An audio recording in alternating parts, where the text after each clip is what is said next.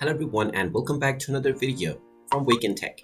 In this video, I'm going to show you how to cancel a scheduled ride on your Lyft account. So let's get started right away. First of all, open up the Lyft application on your device, and if you haven't logged into your account already, go ahead and enter your phone number and use your security code to log in.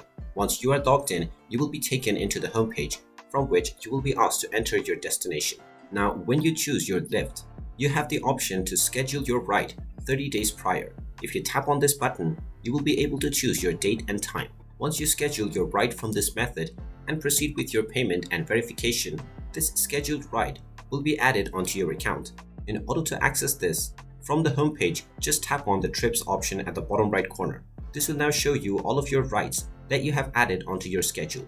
Just tap on the respective ride that you want to cancel, and once you tap on it, you will see the appropriate cancel button. Go ahead and tap on the cancel button and your ride will be cancelled right away.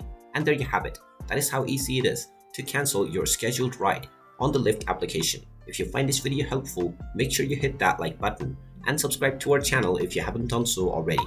Also ring that notification bell to never miss another update from us.